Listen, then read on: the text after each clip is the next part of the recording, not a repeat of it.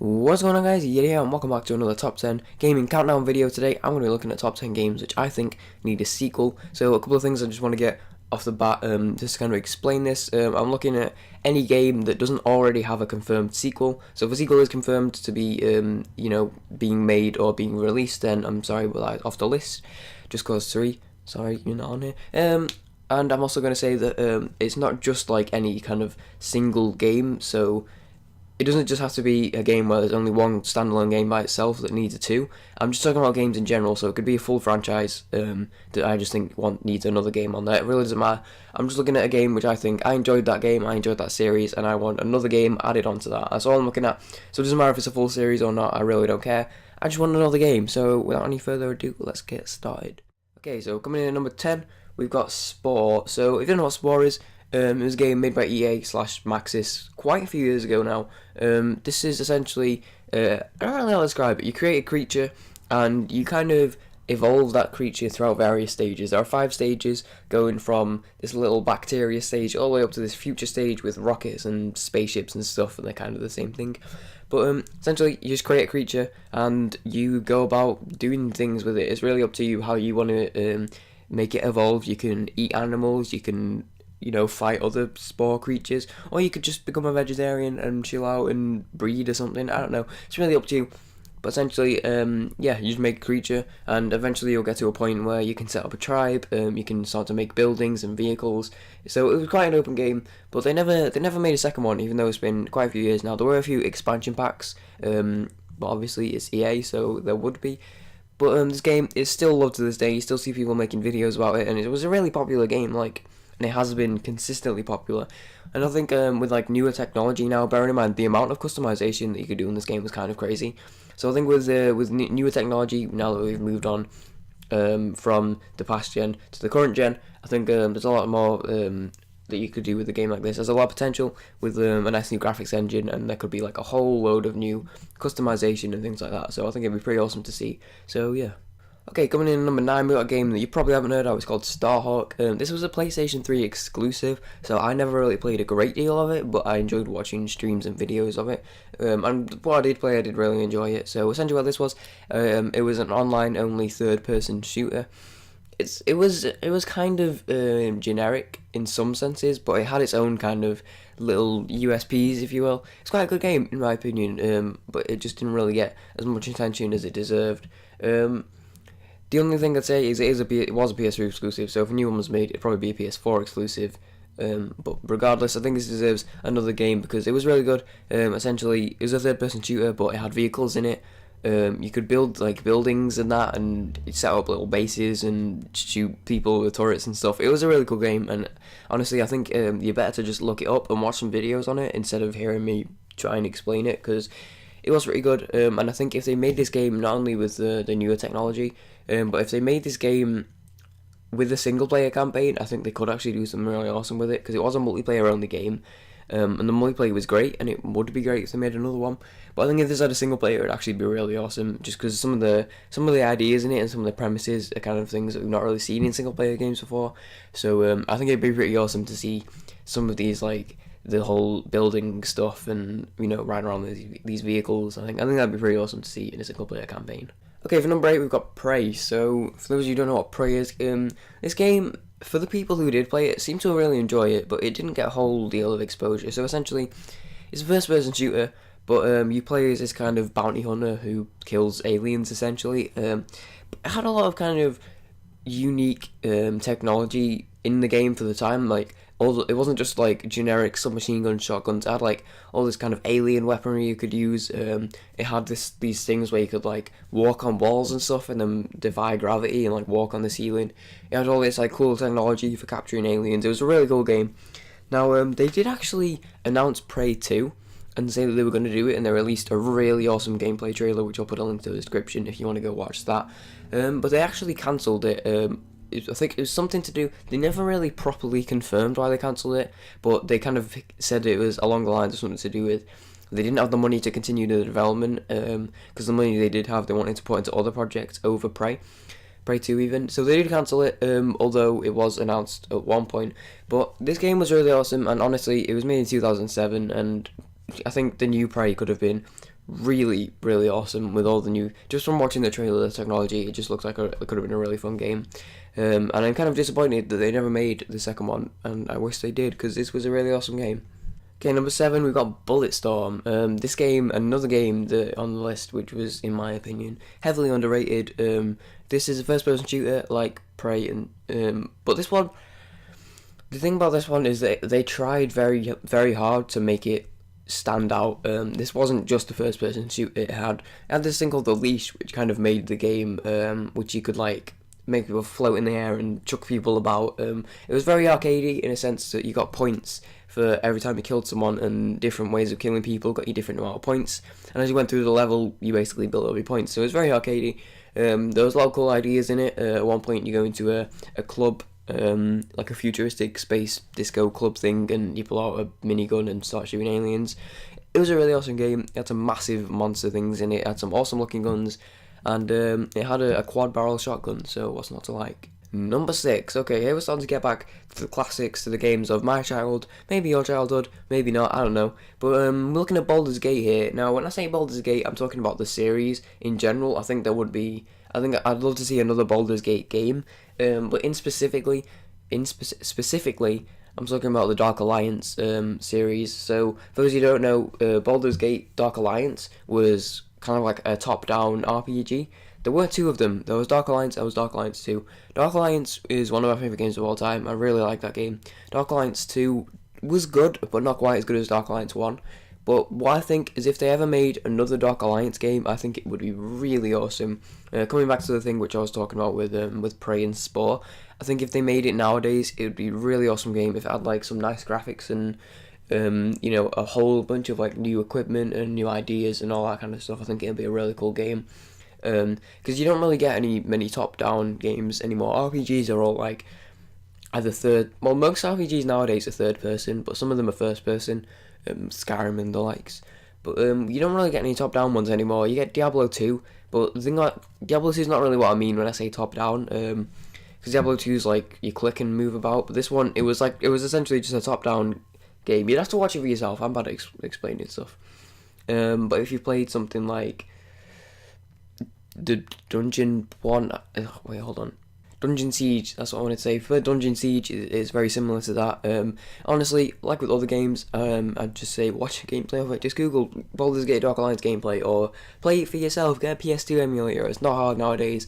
It's really easy to play this kind of game, so just download the PS2 emulator. I definitely recommend playing it. There was a lot of good story to it, and it just had some really rich gameplay, and I just really enjoyed playing that game. It was a good game. Unique enemies like the big blue cube thing, which was essentially jelly, and it shot jelly at you, and the more you hit it, the more it shrunk until eventually it disappeared. It was random, but it was fun, and it's a good game, and you should all play it. Coming in at number 5, got one of my personal all-time favourites, Spartan Total Warrior.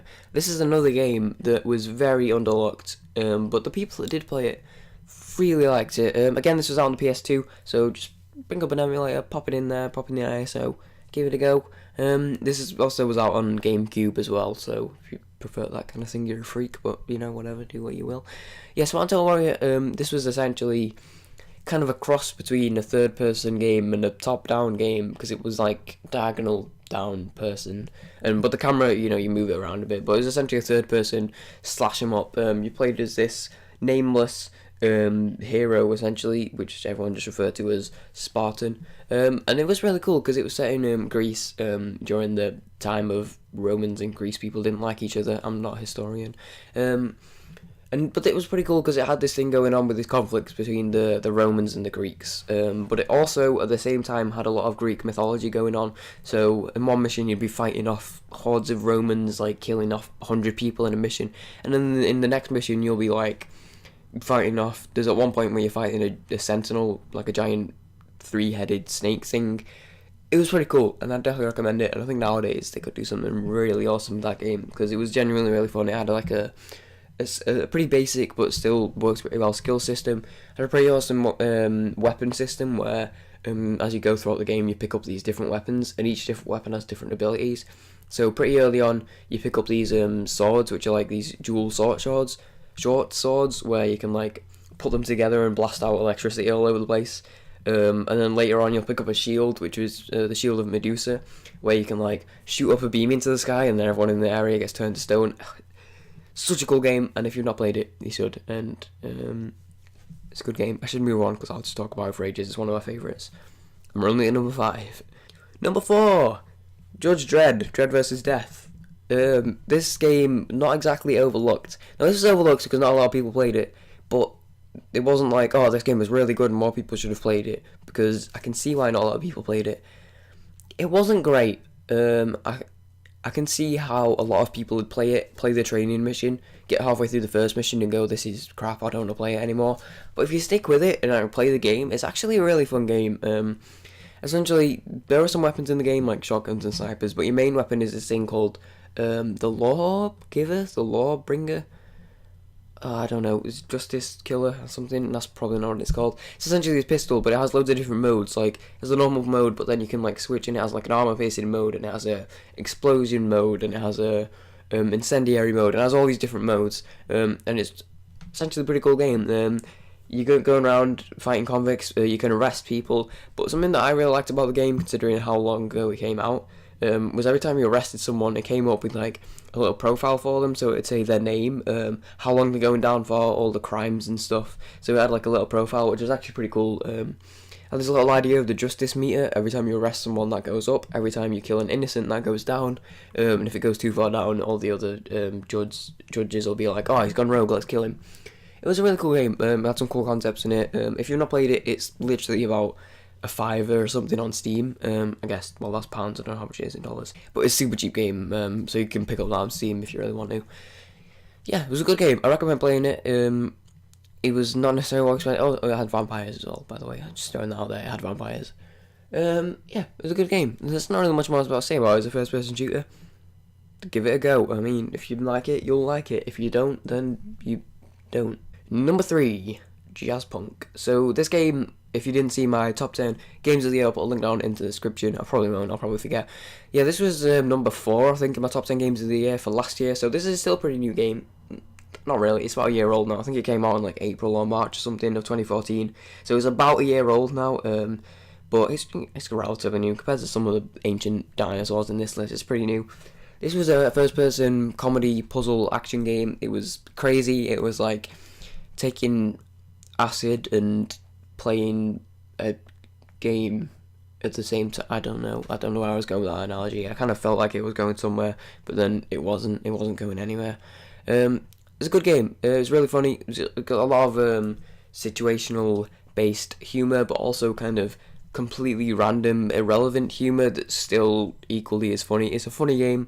It's not just linear, it's got mini games in it. It's got loads of, you can spend like easily on the first level, you can do it the fastest way, and the speed run, the first level's about 25 seconds long, or you can spend easily half an hour just exploring and talking to everyone and doing all the mini games, finding all the things that are funny and just laughing at stuff. It's a good game. You should play it. And it's on Steam for $10.99, I think, or $9.99. I don't know. I didn't do my homework. Okay, number 2, Fallout. There's been a lot of rumours going around with Fallout 4 being in existence, and there's not been anything confirmed yet. I think some dude or something that works at Bethesda, something like that. I really don't follow gaming news. I watch Friendly AI, that's it. But he said that something like, oh, if it does happen, it'll be like 6 years or something like that. So, I mean, it's not confirmed, at least, so it's allowed to be on the list because it's not confirmed. But it might happen, because he said if it did happen, and he said it might be happening. But 6 years is a long time, and I want Fallout 4, because Fallout 3, one of my favourite games of all time. Fallout New Vegas had some good mods. Good stuff, good games. If you've not played them, I mean, I don't know you're not even a gamer, really. Have you played any games? Because, like, if you've not played Fallout, I don't really know what you're doing with your life, to be honest. I mean, I'm trying to think. You've probably got a job, or a social life or something, I don't know. I don't really know. I don't really know what they mean. I'll probably have a dictionary here later. But, yeah, you should play them. It's good stuff. I don't want to talk about it too much, because it's kind of like 90% of people watching this probably knows what Fallout 3 is. And I feel like I'll just talk for ages, so I'm just going to jump right to number 1. That was a drum roll. Number 1, Dishonored. So, okay, Dishonored. Before anyone goes, oh, Reese, they've said stuff about that. Darkness of Tivia, look, there's a screenshot with words and rectangles on it. Yeah, okay. So, Darkness of Tivia, that isn't confirmed. They haven't confirmed anything about Darkness of Tivia, which is the supposed Dishonored 2. I'll put links in. No, I'm not gonna say that. I've already got to sift through and remember what I've said. I'll put in the description. I'll put a little picture or something. There you go, have a picture. Yeah, this Darkness of Tivia was something that they said might happen, but it was kind of just a leaked thing, so there's as much validity in that as there is in a picture of Trevor, but he's from GTA 5 riding in a spaceship saying, oh, GTA 6 is confirmed and it's going to be set in space. But it's literally just a picture of his face on the front of the Millennium Falcon or something. You don't know. There's no way to tell. It was leaked. Anyone could have made that. But honestly, I just want it to happen. Dishonored is my favourite game, like, ever, of all time. It's a good game. It's a solid game. Like, I'd at least give it an 8 out of 8. Too much Dishonored, arguably, but it's a good game. That was a reference. I'm proud of it. I just wanted to point out, because most of the time people don't get my references. So, you know. Anyway. First person, stealth game, stab things, have powers. It was cool. You should know what Dishonored is. Just play it. It's a good game. I don't even want to talk about it too much because I don't want to spoil it for anyone who hasn't played it. I love that game. I love it to the point where I speedrun 100%, so I know where all the coins are. All 25,000 of them. All 25,740. I don't know if it's 740. I don't remember. I just know it's 25,000. I could check, but I'm not going to. So yeah, it's a good game. You should play it. It's like I think it's a 10 now on Steam, so it's cheap. DLCs were good as well. A lot of people didn't like Dumble City Trials. I personally did. I thought they were pretty fun. But the ones, Knife of Dumble and Brigmore Witches, they were actually really fun. So if you've not played the game before, you play the game and you're like, that's solid. That I see why he likes it. I quite enjoyed that. I wish I could just play a little bit more. Well, buy the DLC. It's like £6 each, and they're good. Or you can just buy the Game of the Year edition on Kingwin for about £8 and get the game and both the DLC or all the DLCs. Yeah, that's it. I'm gonna go. If you like this video, leave a like. If you love this video, my voice just went kind of. I was like, if you like this video, so leave a like. If you love your favourite, my name's Vignette. I'll speak to you all in a video in the future, probably, unless I just quit YouTube forever. I wouldn't be surprised if you didn't see me for a month. I'm really inconsistent. Just subscribe if you haven't already. I'm gonna go. This commentary. The start of this was kind of like meh, and then the middle was like I was getting into it, and then the end kind of just went downhill. I'm gonna go. Peace off, guys. Have a good Tuesday. It's gonna be awkward if this comes out on Thursday.